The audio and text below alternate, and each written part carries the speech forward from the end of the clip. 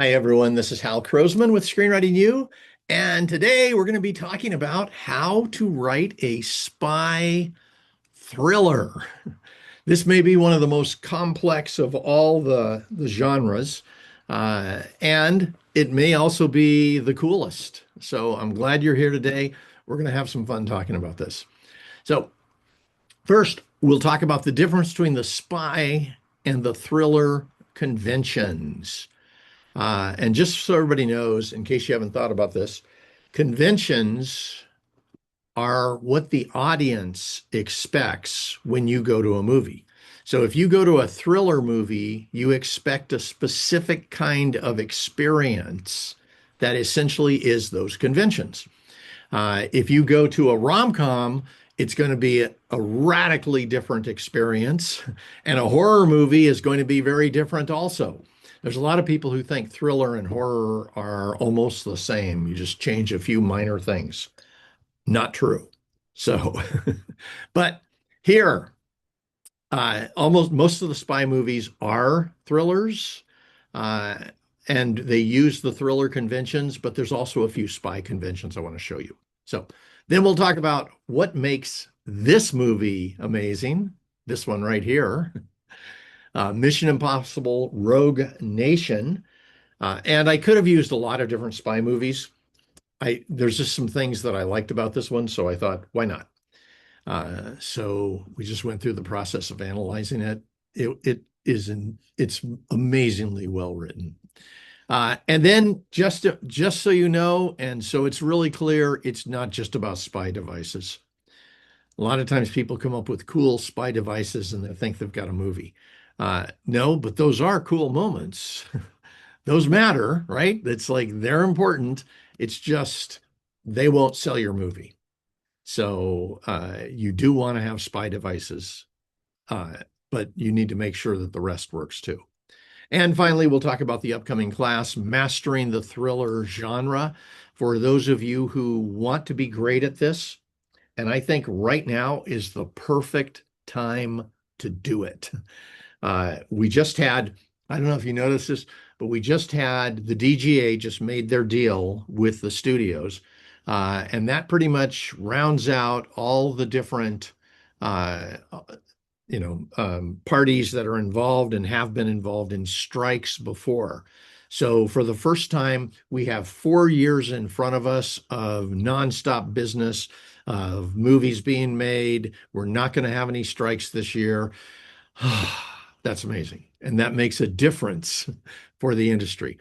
It also means a lot of the companies that were standing on the sidelines who were thinking, let's see what happens because they got caught off guard last time.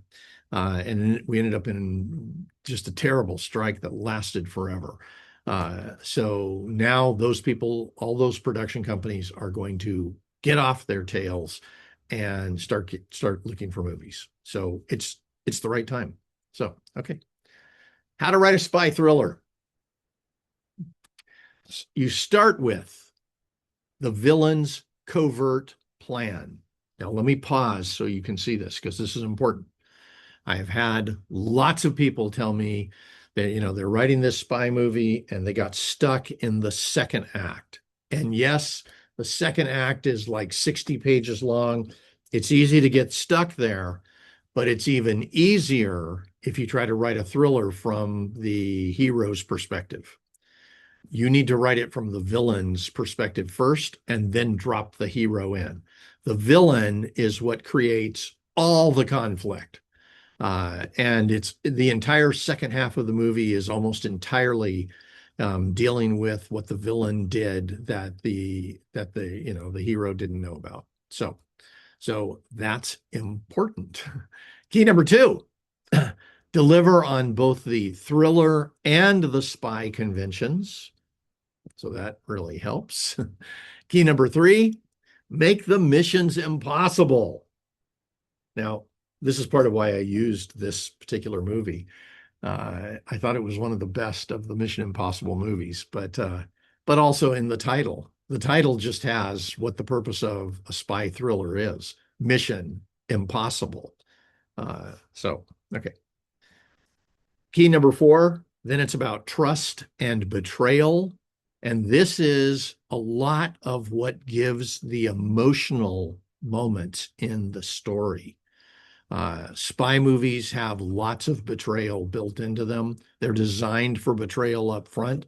The whole spy world is designed to have this is the wound that they all live with. And then you want to make sure you create a thriller map. A thriller is very different than other genres. It has a very complex story.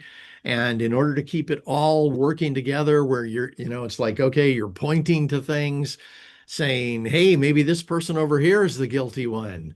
And when you're doing that kind of thing, and then later on pointing to somebody else and then to somebody else, it's easy to get confused along the way. So you need a full thriller map. I'll show you how that works. So here's our spy conventions. On the left-hand side, I'll do the thrillers. On the right, I'll do the spy convention that goes with it. So they work hand in hand.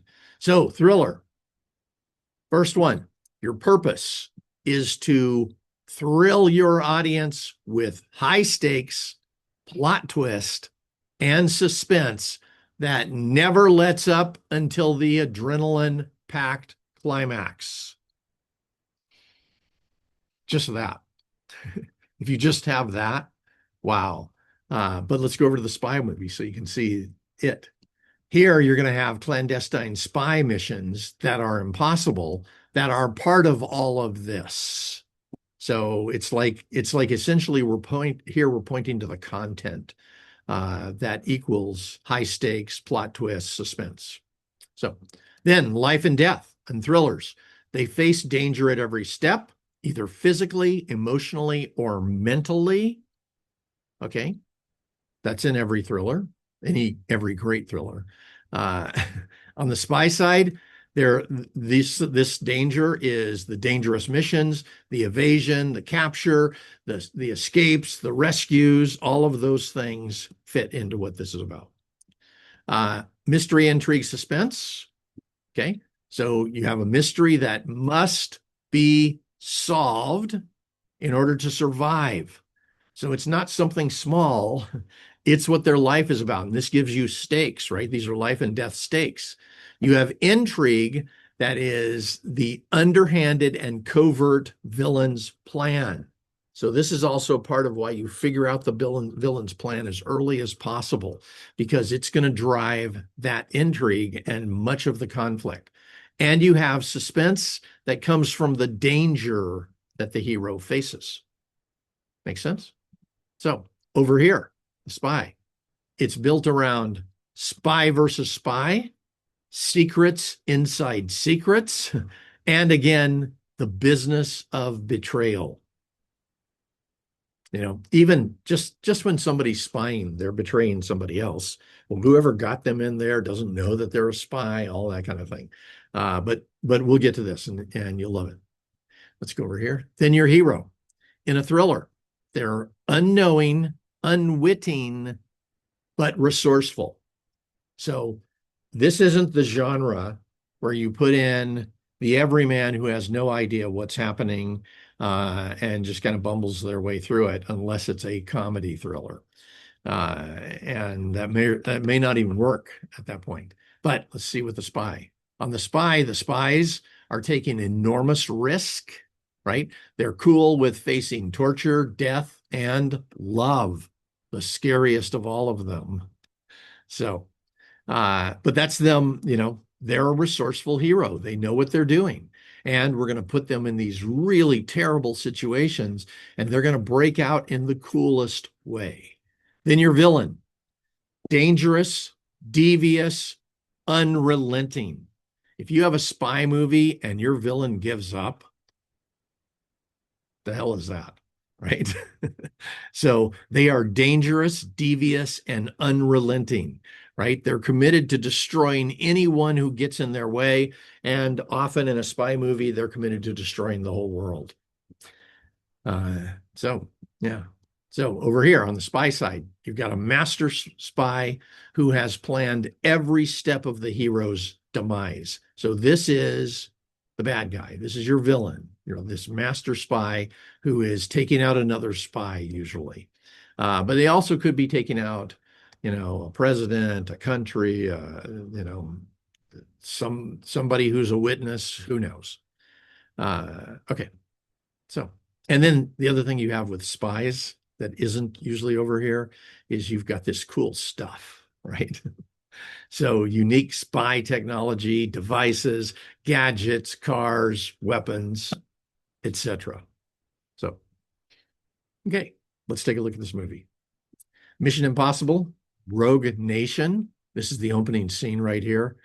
When we're talking about missions, his first mission was to get on that plane, and it's not looking very possible at this moment.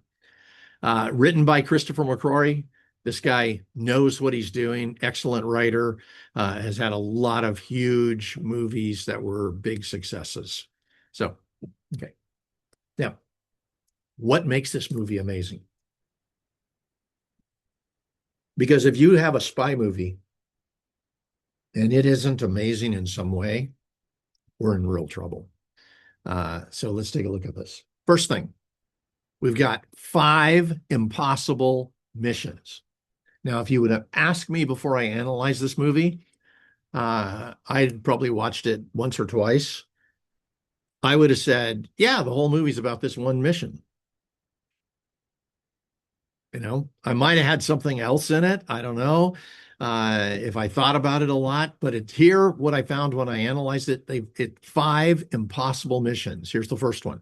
The opening scene, just get on the plane. And once he gets on the plane, then he has to fight his way through. And finally, he ends up dumping out the cargo that they were trying to get rid of that was going to destroy the world. But just getting on the plane, it's got his entire team is working on this thing. He's risking his life. It looks absolutely impossible. Somehow they pull it off. Then the second one, stop the killing at the opera house. Now this is Ilsa here. And she has, I think it was a flute. She has a flute that she turned into a gun. She and one other person are supposed to be doing this killing. And it's his job to stop it. Ethan's job is to make sure that that doesn't happen, right? Then break into the underwater facility to steal the disc. And this, unbelievable what they have to do. It's set up so that they can't take any equipment in there. He has to hold his breath for 3 or 4 or 5 minutes. I can't remember how long, in order to steal this disc. It's almost impossible to be able to even get to the disc. So there's mission number 3 in order to do this overall mission. And then he's got to get the prime minister to unlock the red box, which is the one thing they're trying to keep locked no matter what, so that it doesn't end up getting into the hands of the bad guys. And we've got to somehow convince him to do that or set up a situation where it happens. So the prime minister is about to do the worst possible thing he could do in order to help this team succeed. And he absolutely says no. And then finally, rescue Reggie, who has a bomb strapped to his body. This is at the very end. It looks like they've succeeded. Things are going fairly well. And they find out Reggie has this bomb strapped to his body. It's going to go off very, very soon. And the negotiations aren't going well at all. And they have to somehow solve that. So it's got 5 impossible missions. Every one of them, they've come up with some incredibly creative way to solve them. That's going to be part of your job. So, and that's okay. You can do it. You can do it. And we've got some really cool ways for you to do it too. Then, the business of betrayal. And this, ask yourself, you saw this movie. How many times did you see somebody get betrayed? This is part of what spies are about. They're betraying, whoever helped them, they're betraying them. Whoever got them in, they're betraying them. Whatever country they're working against, they're betraying it. They're acting like they're on their side, and then it turns out it's the opposite. There's all kinds of stuff going on. So betray means to deliver or expose to an enemy. So you're taking something that came from our team, exposing it to the enemy, disloyalty, unfaithful in guarding, violating confidence. So not good. And obviously not good in a spy situation where the whole world is depending upon that. This is also not a good thing in marriage, right?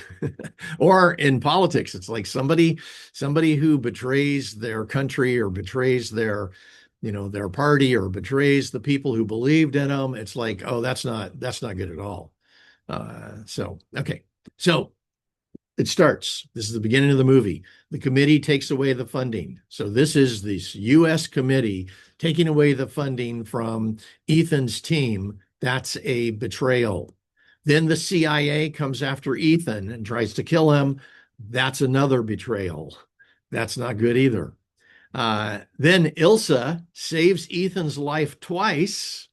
Wow, how nice of her. And then betrays him multiple times also. So, so it's like, all right, they've got an interesting relationship going on. Is this part of their foreplay or something? Uh, all right, then Chief Atlee, this bastard, he erases the file that Ilsa has, right? And it's like pretending like he's trying to help out, and he erases the file. Then he lies to the CIA about Ilsa, makes her look bad, and then he forces her back into Lane's control because they're playing a game on Lane, and she's the only one that can get inside.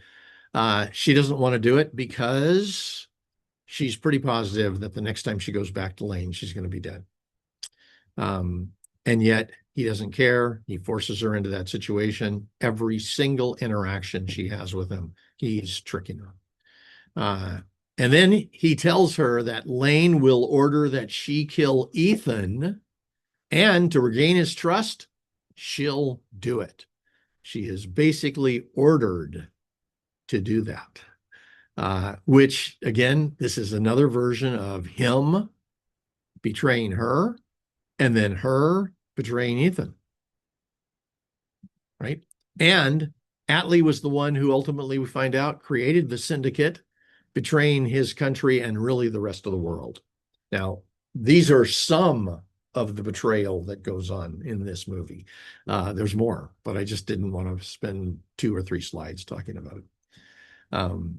So now then, we also have a romance for spies. And, there's a lot of spy movies that have romances in them. If you look at 3 Days of the Condor, there was a romance built into that. Every James Bond movie has a romance at some point, right? It's like part of it. It's kind of the moments where we take a breath. Oh, okay, they're not dying. All right, let's watch them kiss. So these two, their relationship is their own Mission Impossible, right? And it starts out looking pretty good, right? They're doing pretty well. This is outside the theater where he has stopped her from killing whoever she was trying to kill. And now their relationship is beginning again here. So Ilsa, in this case, is his equal in every way. There is no question she is as good a spy as him. This flies in the face of James Bond's situation. Bond, the women that he ended up having relationships with always were lesser. They were basically kind of, just a moment that we all got to see kind of thing. It wasn't like they played a real role and that. But here it's the opposite of that. And I like this. This is how you do spy movies today. If you put a lead female character in there and you just make her a sex object, that is 1990s and will not fly. So do not do that.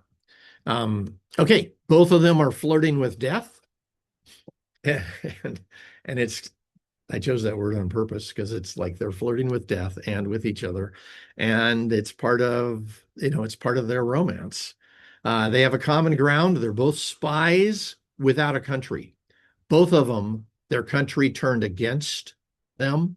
And so what that does is that gives them this common background.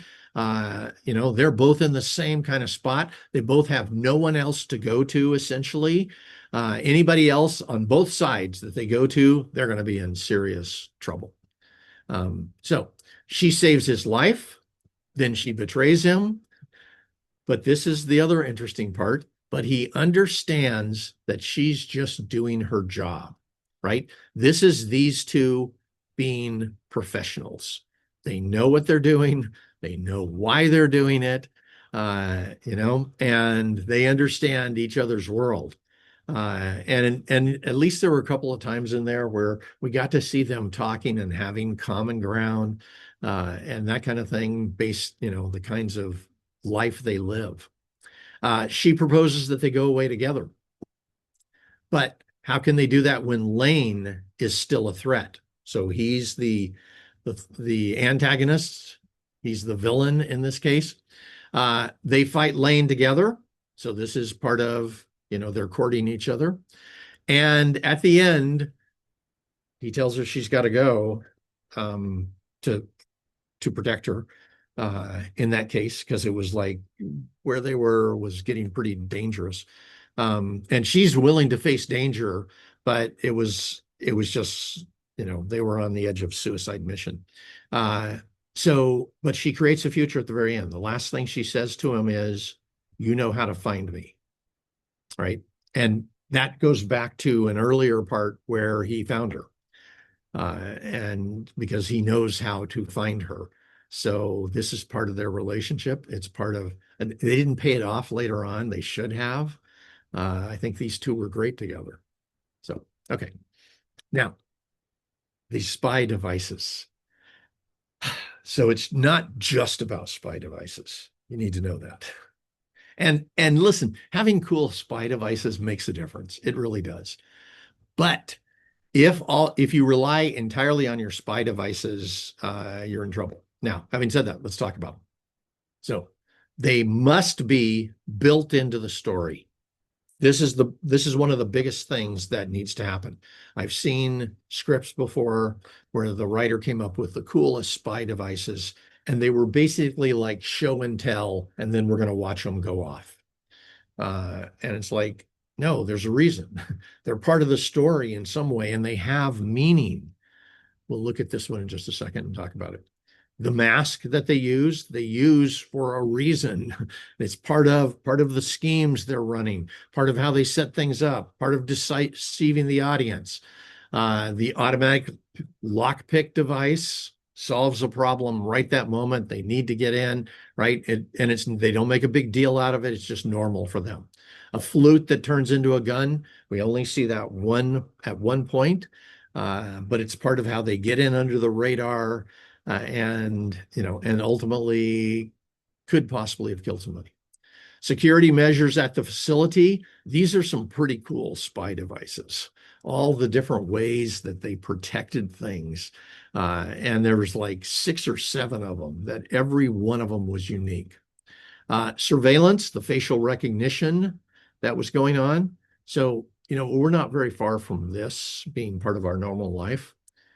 So if after it starts showing up every time you go to an airport or something like that, you'll probably look back at this movie and go, yeah, so what? But when it came out, it was cool. Then the glass cage that traps Lane. This was really cool. It was surprising. It came out of nowhere. It was perfect. It needed to be done. And it was payback. That was the other part. In the beginning, Ethan while he was in this room right here, he was gassed. They end by putting Lane in a glass cage and gas him. And I'm sorry if I'm giving away, all these spoilers, but I'm assuming you've seen this movie. So now I want to talk about this one. This is the example. This is the record player, right? Remember, he goes into this record shop. She gives him a record. They say there's spy stuff back and forth. They confirm. She gives him a record. He goes back.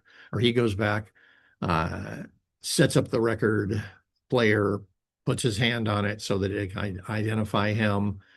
All of that is normal. He's about to find out what his mission is, right? This is absolutely, we've seen this before, James Bond. We haven't seen the record player, but we've seen a whole bunch of other ways that they do this. We know what we're expecting. And then they did a great job of twisting it. It ends with, because we are the syndicate, the person talking there, Mr. Hunt, and now we know who you are. Your mission is to face your fate. And at that moment, the gas starts spilling out of the ventilator, and we know what's about to happen to Ethan. So, okay, let me show you something here. Because one of the biggest parts of being able to create a thriller, a spy thriller that sells, one of the biggest parts is being able to do this. So here we're going to go to ChatGPT. You know it. We do not use AI to write scripts. I hope everybody knows that by now. What we do use AI for is brainstorming in the beginning and sometimes for feedback, right? So, and if you need either one of those, we have all of that over at Screenwriting U. Lots of different versions of how you can get feedback with AI. But let me just show you this. So this, I gave it an idea, and the idea was, let me tell you the idea. It's real simple. A female spy recruits an AI programmer, not knowing that he is the rogue spy the agency is most afraid of, right? So here is the beginning. Shadow protocol. If that's not used, that's not bad, because the shadow thing points to being a spy and that kind of thing. Protocol points basically to a mission. So that's not a bad title. But essentially, I have this designed so that it gives you certain things in certain ways. And I'll at least show you this in the next one. But this is something that as soon as you decide to join us, you'll get the prompts for this. We'll send them to you. But here it gives us the concept. A brilliant female intelligence officer recruits a reclusive AI programmer to stop a rogue spy, unaware that she's recruited the very man she's hunting. Okay, see, that could work. Okay, then it gives us a main conflict. I'm not going to go over all of these, but this is the stuff that you have to have. If you're missing any one of these, you're in trouble. So you need a major conflict. You need a surprising twist that's going to have us all of a sudden go, oh my God, right? You need a deeper layer that gives us a whole level of truth that we hadn't seen up until that point. You need an intriguing world. And then this is important down here. You need to know, why is this a thriller? And let me tell you what we're combating. And I'll talk about it more in a moment. But what we're combating is this. I have people all the time who say, they'll say, I have something, it's kind of a spy movie. And I'll say, kind of. And they'll go, well, it's a drama with thriller elements. Now, that serves well for the drama audience, but it's hard to promote. There's movies that have been out where that happened. There was a movie called The American with George Clooney in it. And let me tell you what happened to that movie. I saw the trailer beforehand, and they promoted it as a thriller. And it was like, oh, cool, I can't wait. This is going to be cool. This is going to be as good as this movie based on how the trailer was. Cheryl and I got tied up. We were going to go see it Friday night when it first came out. We got tied up, couldn't do it. So Monday morning, I'm talking to this producer, and I said, hey, I'm thinking about taking my wife to see this movie, The American. And he goes, did you see how it did this weekend? And I said, no. He says, it died. I was like, oh no, what happened? And he goes, well, he says, it's how they promoted it. They promoted it as a thriller when really they should have promoted it as a drama. And I was like, wow, I saw the trailer. It was a thriller. He goes, yeah, it's a thriller in a couple of places. He says it has 4 or 5 thriller scenes, and all the rest is a drama. The entire second act is a drama. And he said, so if you're going to go see it as a drama. Go in thinking it's not a thriller, it's just a drama. So I went to the theater. Cheryl and I went to the theater at 6 p.m. that night, Monday night, 6 p.m. The movie had just been released 3 days before. We're the only ones in the theater because there had been so much bad press. Don't do a drama with thriller elements. That doesn't work. And it's because the thriller audience is upset, disappointed, everything else. By the way, I loved it as a character drama. It was worth watching. It was good. If I would have seen it as a thriller, though, I would have been so not happy. So, okay. So you need to be able to answer this question. So why is it a thriller? The heroine unknowingly allies herself with the most dangerous man alive. Okay, that's starting to sound like a thriller. Every victory deepens her peril as betrayal, hidden agendas, escalating suspense, and constant twist force her to question everyone, including herself. Thriller. See that? So you need to make sure it's a thriller. This is going to give you the answer. It's going to tell you, yes, this works. No, it doesn't work. And so there we are. Now, you read through. If you love concept 1, maybe that's a yes. We're setting it up so it gives you a concept 2 with all the answers also, and a concept 3. So now you have all this, and you can look at each one and make a decision. Now, the way we're doing this, I want you to be able to come into the actual class with a project that is already amazing. So I'm going to ask you to brainstorm like one of these, print it out, take it to lunch or dinner with you, mark out everything you don't like, circle everything you love so that you know what it is, and then in the margin, brainstorm solutions to the things you don't like, pick the one you like the best. Once you have that, and it may take you a day or 2 to do that, maybe 3, who knows, but once you have that, then the next day, come back and use the prompts again. And this time, you're brainstorming a different concept that could be a spy movie, and you're going to do the same process. By the time you've done that, let's say 5 times, you will have gone through, first, you'll have gone through 15 different thriller projects. And depending, if you want to make it a spy thriller, you can. 15 different thriller projects that are maybe spy movies. Out of those, you've picked the 5 that you like the best. Now then, out of those, you pick the very best one, the one that is most marketable, the one that is most exciting, the one that has the best chance of being something that the industry will say yes to, and you bring that into the class to make sure that you have an incredible project. Now, let me show you a couple other things here, though. So the way we did this, yeah, so then it tells us who has, or which one it thinks has the strongest commercial concept. So it's saying shadow number or shadow protocol. Now, I'm going to take this a step further here. Let's do that. Let's go back and say yes to that one. Just a second. I'm just going to brainstorm one more thing with you.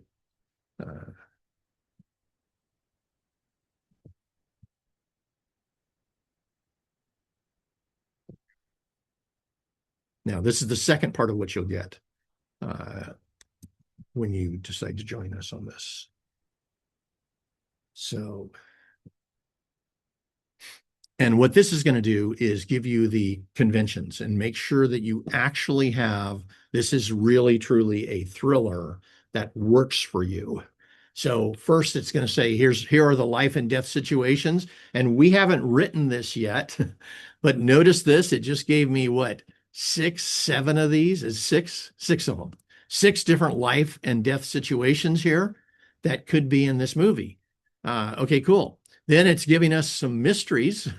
Here, there's a surface mystery, there's a personal mystery, there's a hidden mystery, and then the ultimate mystery who is truly controlling the world's our intelligence agency.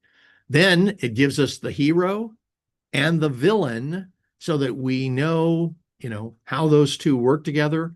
Again, what you're going to do is you're going to print this out. You're going to take it with you.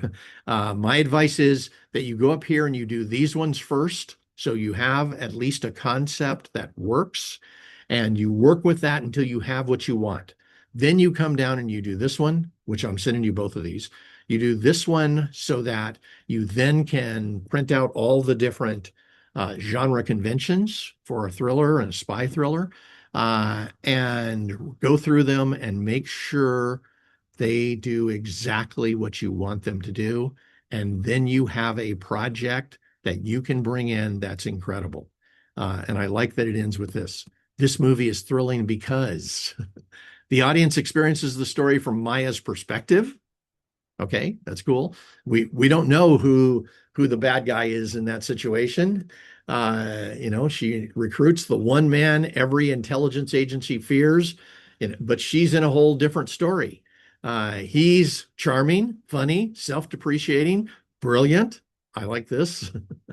And so it's just going to walk us through all of that. And then it gives us the complete profiles for each of these characters. So you are coming in, and this is the profile that I wanted it to give us. The role, the core traits, their motivation, their wound. You are coming into the class already having the answers to some of these key things that most people get wrong. You were able to make the best possible choice in that situation, and therefore you have the best chance of ending up with a thriller that somebody in the industry will say yes to. That's our whole purpose on these things. Now, having said that, it gave us a red herring character. All right, cool. So this is what you're starting with before we even start the class. Now, let me just kind of walk you through the next thing that you absolutely need to make sure that you have. This is just a second. It's incredibly important. Let's see if we can get it. Not yet. Okay, hang on just a moment here. We'll do it this way. There we go. Okay. So again, you need all of these things. If all the genres could partner with Spy Story, the spy story of all the genres that are out there, the Spy Stories thriller is the one that's best. So what I just did, by the way, was gave an example where I listed the genre as spy/thriller. So the other thing that you need is a thriller map. And let me walk you through that right now. So we listed it this way, so it's really easy. Our metaphor, this is the house that the thriller lives in. So you need all of these. And this, again, I'm going to say it again. Don't write a drama with thriller elements. Don't do that. Don't waste your time doing that. Instead, make sure you build all of these in, or join us for the class and we will make sure you have everything you need. So it starts with, you need to make sure you have the thriller conventions built in. Then mystery, there needs to be a strong mystery in there. Intrigue needs to be built in, and not just a little bit. It's all the way across the story. And suspense. These three are really the key to a thriller. So, and in any spy thriller, they're all over the place. Then you need an intriguing world and characters. Both need to be intriguing. And this is, a lot of times people will set it in a world we've already seen, and without adding the intriguing part. Your world plays a role here. You need plot twist. You need trust and betrayal. We talked about that a little bit. You need reveals. You need clue trails. And you need misdirection. So the easiest way to get all of that is to join us for this. Let me just walk you through how this works. It starts out day one. First, you're coming in with a project that's 1 out of 15. And if you're obsessive, we had one guy who created like 45. and then picked the best out of the 45. But if you do 1 out of 15, which means basically you're doing 5 days of brainstorming concepts, that's enough for you to have something incredible. You bring that in, you've already quadrupled your chance of selling just by making those intelligent decisions. Now, then we make sure that the conventions are in place, that they all work. Then it's about creating the big mystery. What's the mystery that goes across the whole story? Then the intriguing world and characters. So we've built intrigue in at a big level here. Then how to stack suspense all the way across your story. This is a proprietary model that we created. I have never seen it anyplace else. It'll blow you away. By the time you're done, you will be looking at these things and it won't be something that's foreign to you. You will look and you'll go, oh my God, I see this whole story. And I've got suspense stacked all the way across it. I've got intrigue built into the world and characters, and I've got this huge mystery that we're all dealing with. Then we're putting together our plot. So you're starting with all this. Then it's very complex what we're doing, but we're doing it one easy step at a time. If you do it the way we're doing it, you won't get lost. You'll be okay. So we're starting with our plot now. And the first part of that is looking at the villain's plan. This is what most people wait until the second draft for. And they'll tell me I can't get through the first draft. It's like I get stuck in the middle. And that's because they didn't have a villain's plan at the beginning. What they're doing is they're just telling us the hero's story. You need this first. This is what the whole story is about, basically. It's about the hero somehow stepping into the villain's plan, having to deal with it, trying to figure it out, not understanding what's happening to them, being tricked over and over, and then finally finding out who is the actual villain I'm fighting against. So it's like the villain has an extreme advantage. So you're going to build this intrigue into the plot now. Then day 6, you're going to build in the big mystery sequence. How do you set this mystery up in the beginning? How do you have us being misled in different places? How do you have us think we solve it and then we find out, no, it's not true? There's a whole bunch of things that you build into it that make it amazing. You're going to build that across the whole plot. Then the life-threatening suspense. And this is what often suspense is about. If you look at the movie we just analyzed, they probably put Tom Cruise, his character Ethan, in life-threatening situations 15 to 20 times. It was in the opening scene. He's hanging on to a plane as it takes off, right? It's like it's happening constantly. Of course, he gets tortured in the middle, and we get to see his pecs in the midst of that. But, so this is going to be built all the way across the story, all the way across the plot. At the end of this, what you have, you're going to intertwine all of these, the intrigue, the mystery, and the suspense. You'll intertwine all three of them, the big MIS, into the plot. So now you have a plot that is not a thriller not a drama with thriller elements. You've got a plot that is 100% thriller. And any thriller audience that comes to see it is going to walk out and say, it's incredible. By the way, there are going to be people, if they just see your outline, there are going to be people that go, oh my God, how did you do that? And my answer, please don't tell them. Just say, oh, it just came natural to me. And they'll think you're the most brilliant person they've ever seen just from these 3 days. So then it's about finding plot twists that surprise us. You need to, in a thriller, and especially in a spy thriller, you need to surprise us multiple times. Then it's about trust and betrayal. We talked a little bit about betrayal. I didn't talk about the other side of it. How do you set up trust that causes betrayal? How do you start with a betrayal and build into trust, right? This stuff's incredibly valuable. From there, then it's about how do you create demand for reveals? Most people know how to create a reveal, but they don't know how to create the demand for it. And because of that, we get to the reveal and it's like, oh, okay. Oh, so that's another plot point. Instead of getting to the reveal and having our minds blown. So you can do that. Then it's about engaging clue trails. Most people love this kind of stuff, but I got to tell you, it's this stuff that makes you a star. But having said that, then it's about how to misdirect your audience. This is part of your job. If you're not already a master at that, you will be at the end of day 13. And then elevating your thriller map, and finally translating that map into a screenplay. So what you're going to end up with at the end of this program is you will have the most incredible thriller map that is 100% designed so that you can just write one draft and you're already there. We had a writer who went through this, and she said, she told me at the beginning, she goes, I'm a romance writer, but I thought I would try a thriller. And I said, okay, great. I said, you're going to love it. And she goes, I hope so.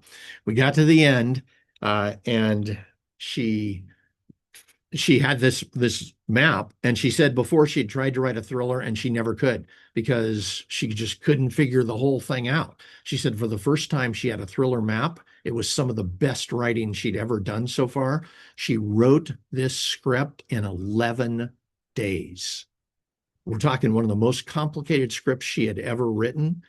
Because she had the map, because she had the whole thing laid out, every single bit of it, without any question. She wrote it in 11 days, and about 8 days later, she got it in front of one producer, and he came back and optioned it and said, she's an incredible writer.